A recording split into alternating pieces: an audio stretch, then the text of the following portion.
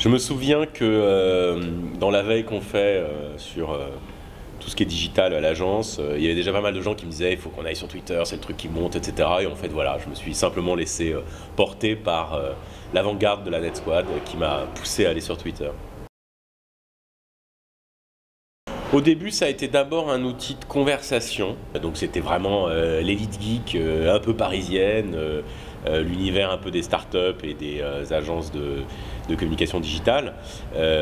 Donc ça a d'abord été ça, d'abord pour la conversation. Et puis assez rapidement, en fait, ça a évolué vers ce qui me semble moi être aujourd'hui le plus intéressant. C'est tout simplement une source d'alternative de lecture, d'informations absolument incroyable. Assez vite, j'y ai vu une espèce de réservoir à informations alternatives absolument prodigieux. Ce qui m'a énormément attiré dans Twitter, ça a été le fait de pouvoir disposer comme ça d'une espèce de veille distribuée, faite par tout simplement des gens qui sont sur Twitter, qui, on va dire, font de la curation sur leur domaine de prédilection, sur leur domaine d'expertise. Et moi, sur Twitter, j'ai la chance de pouvoir ne récupérer au fond que le produit de leur veille. Twitter me permet de me faire un condensé d'une information qui a été triée, sélectionnée par des gens dont c'est l'affinité. Et donc c'est génial, je récupère cette espèce de substantifique moelle de leur veille. Parce que ce qui est vachement intéressant dans Twitter, en fait, ça a été probablement un des outils qui a émergé, qui le plus a été travaillé par la communauté de ses utilisateurs. Je pense qu'il n'y a pas d'équivalent. Twitter a vraiment été quasiment co-inventé par ses utilisateurs. Le grand avantage de Twitter, c'est sa plasticité, sa simplicité. Et quasiment tous les phénomènes d'innovation les plus intéressants dans la grammaire de ce qu'est Twitter, puis qu'il y a assez peu d'innovation technologique. L'innovation est sociale, l'innovation elle est dans l'usage. J'ai découvert un usage absolument prodigieux, c'est celui de l'usage de Twitter dans un événement type une conférence, un colloque ou autre, qui me permet en réalité de faire plusieurs choses, de suivre évidemment ce qui se dit sur scène, mais aussi d'avoir une espèce de métadiscours en parallèle qui me permet de pouvoir savoir qu'est-ce qu'a dit cette personne. Vous avez une espèce de débat en parallèle du colloque ou de la conférence ou de l'émission de télévision que vous êtes en train de suivre. Ça m'est arrivé à plusieurs reprises, dans des émissions de télé, dans des conférences ou autres, de pouvoir échanger en fait avec la salle ou de pouvoir corriger un propos que j'ai pu tenir. Il faut faire attention, c'est aussi évidemment des outils de déconcentration, mais quand on en a un usage raisonnable et raisonné, franchement, c'est une vraie augmentation de ce qu'on est en train de regarder. Lorsque je suis dans la salle et que j'écoute des gens qui sont en train de parler, le fait de pouvoir comme ça suivre les échanges, avoir une espèce de décryptage à chaud de ce qui se dit, et en particulier lors des phénomènes des live tweets à la télévision, d'avoir des journalistes qui vont pouvoir décoder ce qui se dit, de pouvoir indiquer la source d'une information qui va contrecarrer ce que par exemple l'homme politique est en train de dire, etc. On voit que là c'est vraiment utile parce que on a vraiment une espèce de sous-titrage, de méta-débat en parallèle du débat qu'on a, et là je pense que c'est une vraie augmentation de l'événement qu'on est en train de regarder. C'est un outil de conversation, si je converse, c'est qu'il y a un dialogue. Et donc évidemment la contrainte d'espace oblige forcément à ce qu'il y ait un échange. Alors voilà, c'est évidemment une contrainte qui est forte et qui fait que on est obligé d'être très concis et qu'effectivement on va peut-être pas avoir des débats philosophiques sur Twitter par échange de 140 caractères, mais en revanche c'est un outil de conversation léger. Et ça c'est important parce qu'un outil de conversation léger, c'est tout simplement quelque chose dont on a besoin. Twitter est un outil de partage de liens. C'est un outil de veille distribuée, de veille humaine. Au fond, on pourrait dire Google a inventé le moteur de recherche collaboratif. Twitter, c'est un peu l'étape d'après. C'est comme une espèce de moteur de recherche humain dans lequel tous les jours, il y a des millions de gens qui vont, au fond, pousser une information. Et ça a pu être permis parce que, précisément, il y avait cette contrainte de 140 caractères. Cette contrainte a permis, encore une fois, d'envoyer Twitter à la fois vers l'évolution d'un outil de conversation et un outil de partage de liens. Twitter, pour moi, est plus un nouveau langage, un protocole. On a probablement peu d'équivalents d'outils qui aient été à ce point transformés par les usages. Un des soucis ou une des interrogations que les gens pouvaient avoir sur Internet, on a beaucoup parlé il y a 2 ou 3 ans, on en parle moins aujourd'hui et Twitter y est pour quelque chose, du droit à l'oubli, du droit au fond à ce que le web n'ait pas cette mémoire d'éléphant qu'il avait jusque-là. Et ce qui est intéressant dans Twitter aussi, c'est ce côté un peu volatile, c'est-à-dire que Twitter, au fond, c'est l'outil de l'instantané. Il y avait besoin, dans le monde digital, de quelque chose de plus léger, qui soit proche de la discussion qu'on peut avoir dans la vie quotidienne, la photo et la vidéo étant un des moyens de pouvoir témoigner à un moment donné, mais pas nécessairement pour que ça reste. On est sur une temporalité qui est extrêmement différente et qui, encore une fois, est toujours liée au temps réel et à l'événement présent qu'on est en train de vivre. Je pense que la classe politique française a été assez précoce dans son usage de Twitter. La Net Squad en a fait des études là-dessus, notamment pour comparer la France et l'Allemagne. On s'est rendu compte que vraiment l'appropriation par les politiques français de Twitter était mais vraiment sans commune mesure avec ce qui se passe outre-Rhin. Alors pour ça, à mon avis, il y a plusieurs explications. D'abord, il y a probablement le goût du débat et de la conversation en France, en particulier dans le champ politique, est très élevé et qui fait que c'était probablement un outil dont les politiques, on va dire, avaient culturellement assez de prédisposition pour s'en saisir. La classe politique française est plutôt, on va dire, consciente depuis assez longtemps qu'Internet change énormément de choses dans sa communication, dans son dialogue avec les citoyens.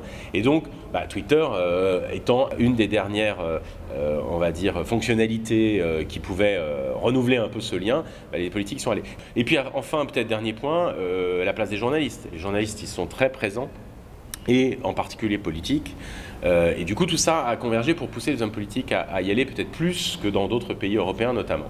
En revanche, les chefs d'entreprise, c'est vrai, en France, restent, on va dire, très timorés par rapport à Twitter. C'est qu'une question de temps, parce que moi, je reste convaincu que Twitter est on va dire, un espace absolument incontournable dans, on va dire, les échanges, la conversation, la veille qui peut être faite. Un chef d'entreprise peut difficilement aujourd'hui se couper de tout ça. Twitter, ça dérégule un peu la prise de parole dans l'entreprise, ça rend le chef d'entreprise beaucoup plus au contact de n'importe quel type d'interaction. Et ça, c'est probablement quelque chose que aux États-Unis est plus naturel que parmi nos dirigeants. Un chef d'entreprise qui n'a pas un usage personnel des outils numériques et qui n'est pas forcément poussé par son directeur de la communication à le faire, alors dans ce cas-là, on ne voit pas très bien ce qui le pousserait spontanément à aller là-dessus. Vous savez, Twitter, c'est d'abord un outil de lecture.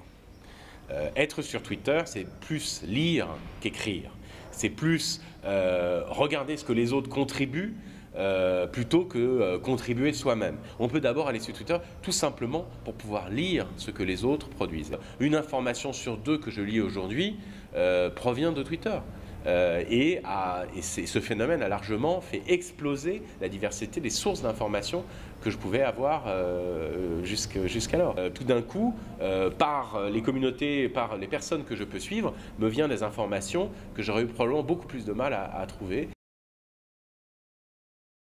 Twitter, c'est quand même d'abord et avant tout une prise de parole personnelle. Il ne faut pas perdre de vue que Twitter aujourd'hui est un espace d'accumulation de capital social extrêmement important. Donc, moi, j'ai un usage tout simplement personnel de Twitter et qui fait que, eh bien, selon que je prends la parole pour tel ou tel type de sujet, de toute façon, ce sera mis sur mon compte personnel. Et puis, en parallèle de ça, j'ai évidemment un compte officiel de mon agence, la Net Squad, et un compte officiel du CNN, et là pour lequel j'ai les droits de gestion. Je ne suis pas le seul d'ailleurs à les avoir, mais évidemment moi je les utilise pas mal, et là effectivement je fais très attention, le tweet peut partir un peu vite, mais globalement je pense qu'il faut évidemment séparer là pour le coup quand c'est des institutions qui sont différentes. Oui, il faut ensuite avec intelligence et avec tact, c'est pour ça d'ailleurs qu'il y a un apprentissage qui est important, il ne faut pas se jeter dans le grand bain et se dire tout d'un coup je vais me mettre à tweeter, à prendre la parole.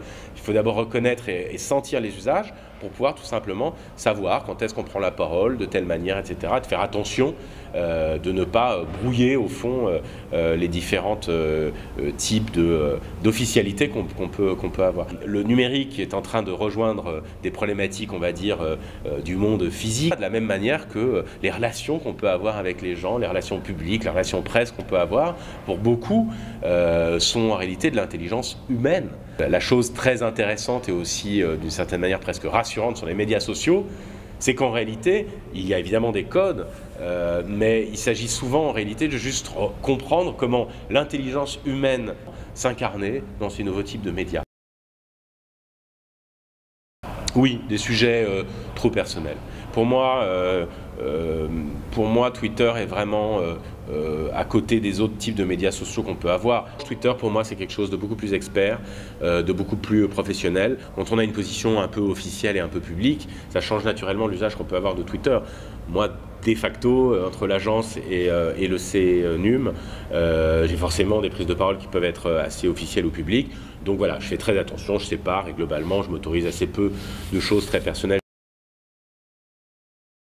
Twitter, c'est devenu quand même l'agora mondiale en temps réel, mais c'est quand même l'espèce de grande caisse de résonance numérique mondiale dans laquelle il est difficile pour n'importe quel type de dirigeant, qu'il soit politique, entrepreneurial ou autre, tout simplement de ne pas disposer d'un espace pour prendre la parole et pour écouter celle des autres. Les tendances que je peux voir aujourd'hui sur Twitter, elle est en fait l'arrivée du grand public, et notamment des jeunes. Twitter, c'est un outil à la fois très élitiste, mais c'est aussi de plus en plus les jeunes qui l'utilisent comme une espèce de réseau social, de conversation, dans lequel ils savent qu'ils seront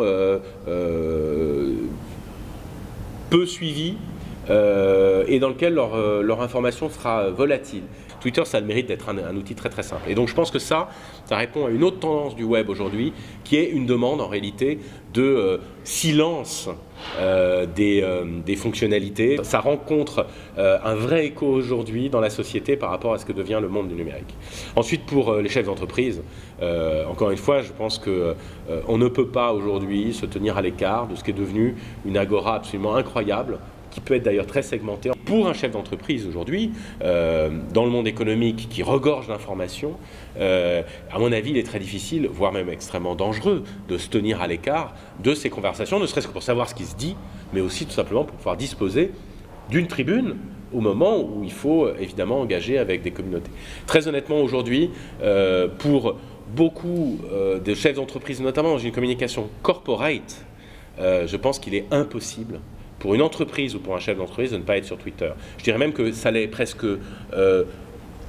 à mon avis, moins possible de déserter cet espace que pour un Facebook. Dans Facebook, on est dans un rapport plus communautaire. Donc quand on est fan d'une marque, on est sur Facebook. Mais en revanche, un chef d'entreprise lui-même ne va pas nécessairement avoir un usage professionnel de Facebook. Et ce n'est pas forcément ce que je lui recommanderais. En revanche, ne pas interagir avec des journalistes, avec des économistes, avec ses employés, avec éventuellement d'autres types de communautés sur Twitter, ça, à mon avis, à terme, c'est totalement impossible pour un chef d'entreprise.